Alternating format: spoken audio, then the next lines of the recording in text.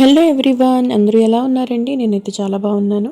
ఇది వచ్చేసి మన వెడ్నెస్డే వ్లాగ్ అనమాట. మార్నింగ్ లేచి నేనైతే పాల్ ప్యాకెట్స్ కలెక్ట్ చేసుకుంటున్నాను మార్నింగ్. సో లైటింగ్ అయితే వచ్చేసిందంటే బాగా తెల్లారిపోయింది. 7 ఆ టైంకి అయితే లేచాను నేను. సో పెద్ద పెద్ద పనేం లేదు అనేసి, ఎందుకంటే నాకు 5:30కి అలా మెలకు వచ్చింది, కానీ ఇంక నేను లేవలేదు. అలా బెడ్ మీద అయితే దొల్లాను కొద్దిసేపు. సో లేచి పనేం లేకపోతే మాత్రం చాలా ఎక్కువ హెడేక్ అది వచ్చేసి ఏదో ఒకటి పిచ్చి పిచ్చిగా ఉంటుంది అనేసి నేనైతే లేవలేదు. ఇంకా అలా దొల్లుకుంటూ నేనైతే 7కి అయితే లేచాను. సో చూసారు కదా, ఇక్కడ బట్టలు అసలు ఎంత అలా ఉన్నాయో, అసలు ఇల్లు ఎలా పడితే అలా ఉన్నదండి. అవన్నీ ఉతికిన బట్టలు ఇంకా చాలా ఉన్నాయి, బయట ఆరబెట్టి అవి తీయాలి. ఇవన్నీ ఉతకాల్సిన బట్టలు ప్లస్ బెడ్షీట్లు అవి చాలా ఉన్నాయి. 3 డేస్ హెల్త్ బాగోకపోయేసరికి చూడండి ఇల్లు ఎలా పడితే అలా అయిపోయింది. బాల్కనీ ఇంకా దారుణంగా ఉంది. సో ఎలా అయితే నేను ఒక లోడ్ అయితే బట్టలు ఆరబెట్టేసుకున్నాను, ఆల్రెడీ బట్టలన్నీ ఉతికేసి ఒక లోడ్ అయితే వేసేసాను.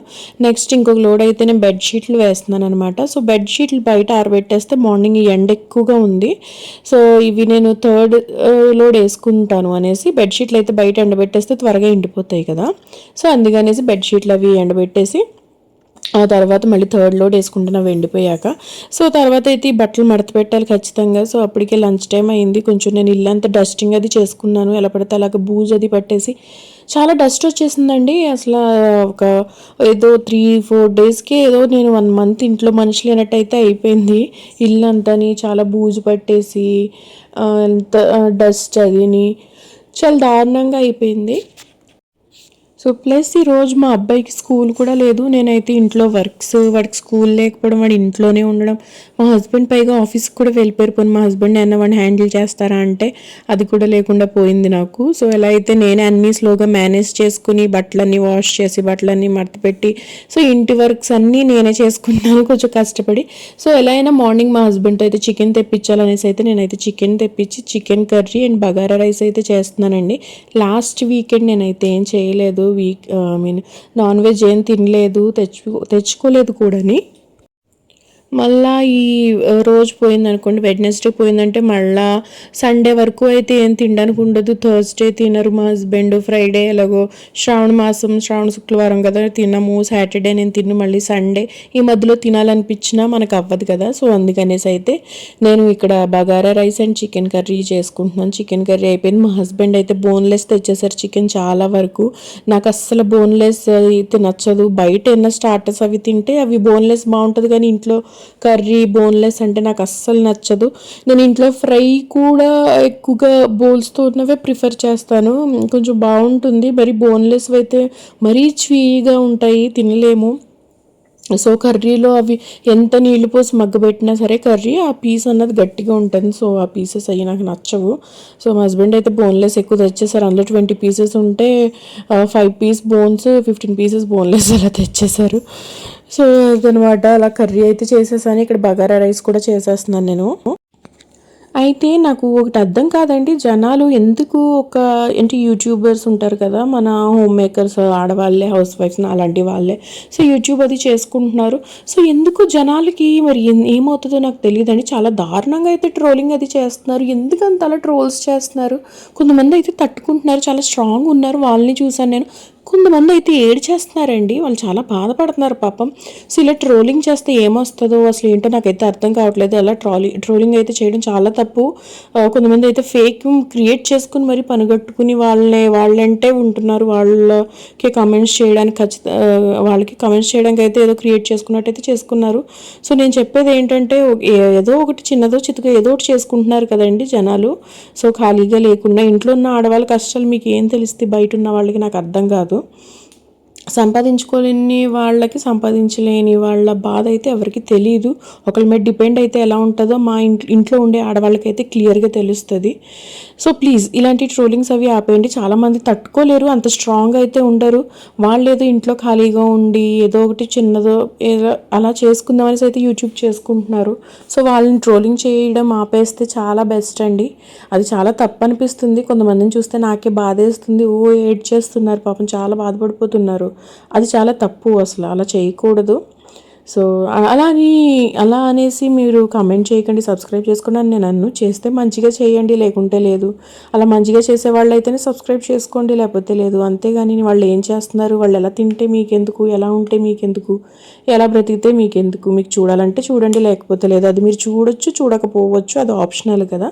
సో వాళ్ళని అలా వెంటపడము, వాళ్ళని అలా ట్రోల్ చేయడము మానేస్తే చాలా బెస్ట్ అని అయితే నేను అనుకుంటున్నాను. సో ఇది ఈరోజు ముచ్చట్లు వచ్చేసి. సో నేను చూశాను యాక్చువల్గా కొంతమంది ఏడుస్తున్నారు, యూట్యూబర్సే, ఆడవాళ్ళే. సో నాకైతే బాధ అనిపించింది. సో నేను అందుకే ఇక్కడికి వచ్చేసి షేర్ చేసుకున్నాను అనమాట. సో నేను ఇక్కడైతే ఉల్లి చట్నీ అయితే చేసుకుంటున్నానండి, ఆనియన్ చట్నీ. అది కొంచెం ఆనియన్ వేసి సాల్ట్ వేసి పెరుగు అయితే వేసుకున్నాను, గడ్డ పెరుగు. దాన్ని కొంచెం కలిపేసి పక్కన పెట్టేసుకున్నాను. నేను పనులు చాలా స్లోగా చేస్తాను, మీకు వీడియోస్లో నేను ఫాస్ట్ ఫార్వర్డ్లో చూపిస్తాను కాబట్టి ఎప్పుడు తెలియదు. ఇందులో చూడొచ్చు, ఈ వీడియో నేను ఎక్కువ ఫాస్ట్ ఫార్వర్డ్ అయితే చేయలేదు, చాలా చోట్ల చాలా స్లోగా అండ్ చాలా దాని మీద కాన్సన్ట్రేషన్ అంతా నేను చేసే పని మీద, కుకింగ్ మీద పెట్టి చేస్తాను. సో అందుకు నా కుకింగ్ కొంచెం బాగుంటుంది మా హస్బెండ్కి, అందుకే నా కుకింగ్ అంటే చాలా ఇష్టం. ఏం చేసినా తను మాట్లాడుకుంటూ తినేస్తారు, ఒకవేళ బాగోకపోయినా. బట్ నేను 99% అయితే చాలా వరకు టేస్టీగా అయితే చేసి పెడతాను మా హస్బెండ్కి. సో ఇక్కడైతే నా చికెన్ కర్రీ ఆల్మోస్ట్ అయిపోయిందండి. ఇక్కడ బగారా రైస్ కూడా 1.5 గ్లాస్ తీసుకున్నాను. ఒక గ్లాస్ అయితే ముగ్గురికి సరిపోదేమో అనిపించింది, బట్ చాలా అయితే మిగిలిపోయింది. ఒక పొటాటో కూడా వేసుకుంటాను, తెలుసు కదా నేను, మా హస్బెండ్కి ఇష్టం అనేసి. అండ్ నేను ఇక్కడ విజిల్స్ అయితే పెట్టేసుకున్నాను, 4 విజిల్స్ వచ్చేదాకా అయితే. ఇక్కడ కర్రీ కూడా అయిపోయింది, విజిల్స్తో పాటు అది కట్టేద్దాం అనేసి అయితే ఇంకొక 5 మినిట్స్ ఉంచాను. సో మన చికెన్ అండ్ బగారా రైస్ అయితే అయిపోయింది. ట్రస్ట్ మీ, చాలా బాగుందండి, రోజులాగే ఎప్పట్లాగే చాలా టేస్టీగా వచ్చింది. కర్రీ కూడా ఈసారి స్పైసీగా చేసుకున్నాను నేను కావాలనేసి. సో ఇక్కడైతే నేను తినేసి బట్టలు మడత పెట్టాను. నాకు 1 అవర్ పట్టిందండి అసలు ఈ బట్టలన్నీ మడత పెట్టడానికి. బాబువేమో చిన్నవి ఉంటావేమో, ఇంకా ఎక్కువ టైం పట్టేసింది నాకు. సో ఎలా అయితే నేను బట్టల పని అయితే వదిలిచ్చేసుకున్నాను, మొత్తం వాష్ చేసి అన్నీ నేనైతే ఫోల్డ్ చేసేసుకున్నాను. మా హస్బెండ్ సపరేట్గా వేస్తాను కదా నేను. సో అతనివి అయితే ఆరబెట్టాను అనమాట. నాకు థర్డ్ది వేస్తానని చెప్పాను కదా, 3rd round washing machine. So అవైతే బయట ఆరుతున్నాయి. సో ఇక్కడైతే నైట్ డిన్నర్కి వచ్చేసి నేను సేవ్ కర్రీ చేస్తానండి. సేవ్ టమాటర్ అంటారు కదా, గుజరాతీ వాళ్ళు చేసుకుంటారు, చాలా బాగుంటుంది.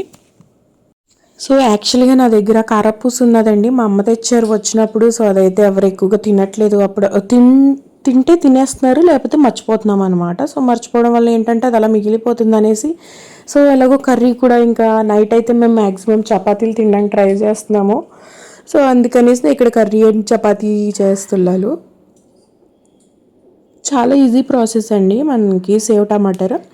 ఏం లేదు, ఆయిల్ వేసుకుని జీలకర్ర ఇంకా ఆవాలు కొద్దిగానే హీంగ్ వేసుకోవాలి. జీలకర్ర ఆవాలు కొంచెం అవి పేలడం స్టార్ట్ అయినప్పుడు ఒక 2-3 ఇవి గార్లిక్ వేసుకోవాలండి, చిన్నగా కట్ చేసుకుని.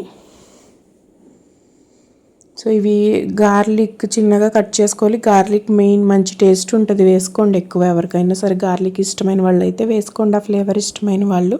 సో ఇది కొంచెం గోల్డెన్ కలర్, మరీ బ్రౌన్ కలర్ కాదు, గోల్డెన్ కలర్ వచ్చే వరకు వేపుకుని ఇందులో ఆనియన్ ఇంకా పచ్చిమిర్చి చిన్న కట్ చేసుకుని వేసుకోవాలి. సో ఇది స్టీల్ గిన్నె కదా, కింద మాడిపోతుంది. నేనైతే స్లో మీడియం పెట్టుకుంటూ చేసుకుంటున్నాను అనమాట. సో అందుకు నాకు ఎక్కువ ప్రాసెస్ పట్టేసింది, ఎక్కువ టైం పట్టింది. ఇక్కడ ఆనియన్స్ కూడా కొద్దిగా గోల్డెన్ కలరే, మరి బ్రౌన్ కలర్ కాకుండా గోల్డెన్ కలర్ వచ్చాక టొమాటో, నేను ఒక పెద్ద టొమాటో వేసుకున్నాను. ఇది హైబ్రిడ్ టొమాటో అనమాట, అందుకు చాలా పెద్దది.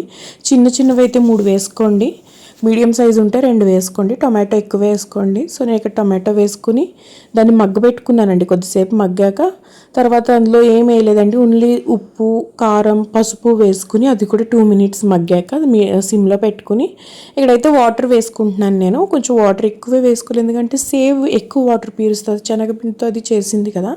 సో వాటర్ ఎక్కువ పీల్చుకుంటుంది, అందుకు నేను వాటర్ వేసి అది కొంచెం బబుల్స్ వస్తుంది కదా, బాయిల్కి వస్తుంది కదా, బాయిల్కి వచ్చేదాకా ఉంచుకుని అప్పుడు నేనైతే సేవ్ వేసేసుకున్నాను. ఒక కప్ సేవ్ వేసుకున్నాను. అది సరిపోతుంది యాక్చువల్గా, అది ముగ్గురికి వస్తుంది కర్రీ.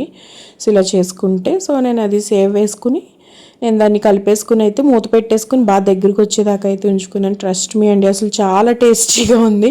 సేవ్ కర్రీ కూడా సూపర్ ఉంది. ఇక్కడ నేను మా హస్బెండ్కి నైట్ అంతా ఇంక మీటింగ్సే కదా, సో గ్యాప్ దొరికింది. సో ఇద్దరం తింటున్నాం. సో ఇదండి వెడ్నెస్డే వ్లాగ్. నచ్చితే లైక్, కమెంట్, షేర్ చేయండి. తప్పకుండా సబ్స్క్రైబ్ చేసుకోండి. Thank you so much.